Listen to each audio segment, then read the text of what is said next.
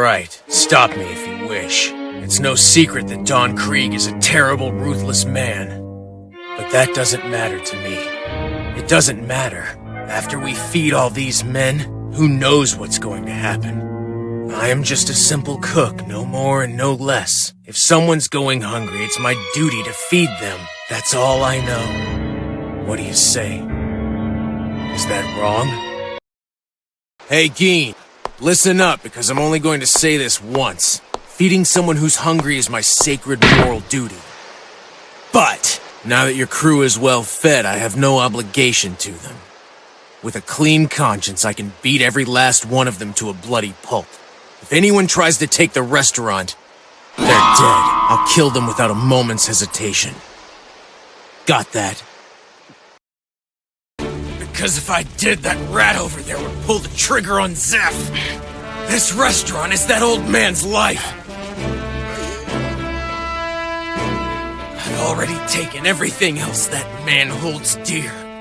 His power, his dreams. So while I'm around, I'm not gonna let anything else get taken from him! That old coot. He gave up his legs so that I could live. There's no way to repay the old geezer for his kindness unless I risk my life for him! Afraid I can't do that. It's a little too much like giving up. Meat is protein, and that does give the body energy to operate properly. I can cook some foods that'll boost your energy, but there's no guarantees. I'm not a doctor. Besides, if my cooking made that big a difference, she'd never get sick. I put 100 times more care into preparing her meals than I do for you losers. I serve Nami fresh meats and vegetables to ensure a balanced diet. Anything that's rotten or moldy goes to you. Jerk! My point is that as long as I'm this ship's cook, nobody's gonna feed Nami better in terms of nutrition. I can do anything in the kitchen. Still, I do know that there are specific foods for different kinds of illnesses. But I can't make that call. She needs to be diagnosed by a doctor who'll tell us how to help her. Don't worry, I'm gonna teach these bananas some proper table manners, all right. Since theirs are so bad they attacked a lady, I'll do it the hard way. I'll take my sweet time doing it too, because nobody does that to Nami. Vivi, this is a fight that you and you alone started. You're the one who bravely left this land years ago and made the decision to stand up against a corrupt and evil organization. However, don't make the mistake of thinking you're alone anymore. See, the point is that you keep saying challenge this and challenge that, which normally wouldn't interest me. However, there are two helpless ladies waiting for me to come to their rescue, and I refuse to let them down. So I'm proposing this. And I think you'll like it. Ordeal of love. I got a question. Do you ever cook? Well, you don't have to be a chef to know which dish is best served cold. You know, this dish is really quite simple. Step 1, season the main course with a smattering of defeat. Then you must brutally and without hesitation tenderize the meat. Delicious! I just had the most amazing treat. Yeah, it was all about you. Nami, my sweetness, you and I wandered paradise together, tasting forbidden fruit. Don't wake me. Let us stay trapped in this passionate utopia for all eternity. Nami. You smell nice. Melloring, Melloring, Melloring, Melloring, Melloring, Melloring, Melloring, Melloring, Nami! She's in trouble!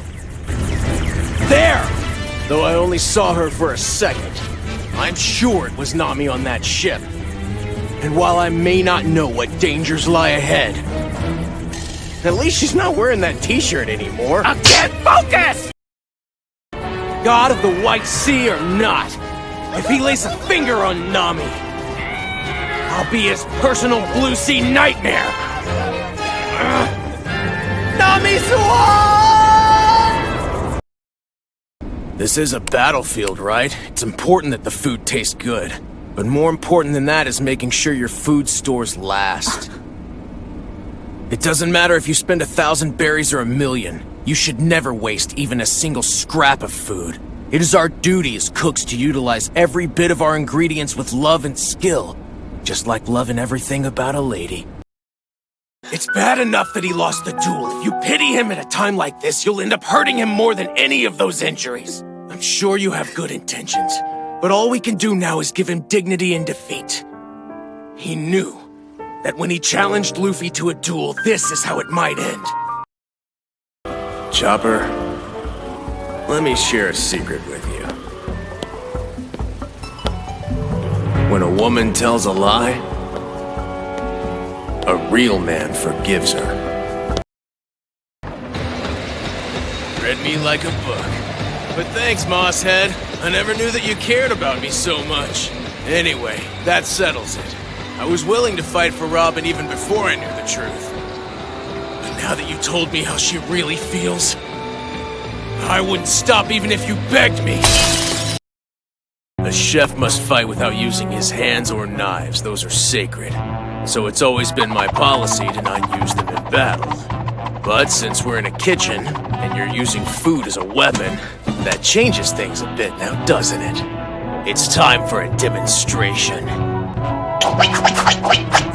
This is how a real chef gracefully handles his kitchen knives. When cutting an onion, you need to sever the stem and the root without harming the flesh. If you chop through the fiber with one clean stroke, the surface will retain its glossy shine. You know, I wouldn't expect it of a third-rate cook that blows ramen out of his nose.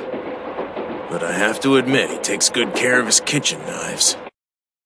You're guilty of 3 sins. Let me list them. First off, you dared to call yourself a chef in front of me. Second, you were disrespectful to your food. And third, you insulted my friend. For that, you'll pay. That won't do at all, I fear. The water needs to be much warmer if you want to make good tea, mademoiselle. You can't ever ignore the golden rules, right? Warm your teapot beforehand, boil fresh water, and pour it in. Now you let it set until the bubbles are the size of little coins. By doing that, you give the leaves some time to dance around in the water, spreading their flavor and aroma everywhere they go. After that, you quickly place a cover over the pot and let it steam for 1 minute. Finally, you pour it into warm teacups and enjoy. A bit of consideration makes a world of difference. I'm sorry, I couldn't get the key. I don't want this. I don't want to die, but I was raised to never hit a lady, no matter what. So even at a time like this, even if it kills me, I won't kick a woman. I'm not going anywhere, pal. I'm not about to get killed either. And I'm not gonna forgive you. You don't want to see me mad. I tend to overheat when I'm mad. Go ahead and laugh it up. It's the last chance you'll have.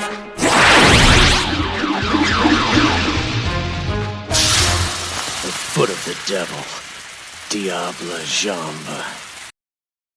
God may have created food, but the devil created spices. If you think that kick was hot, my heart was burning even hotter.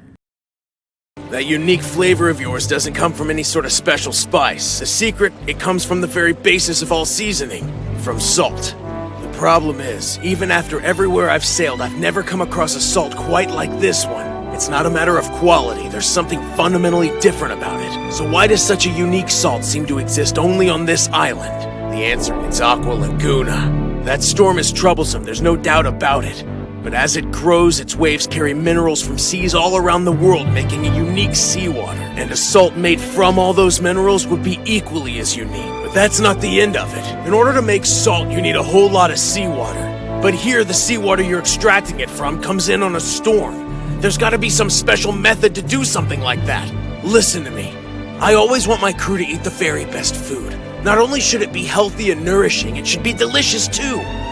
I know it's your own special recipe, and I have no right to ask, but please, I need to know the secrets of your salt.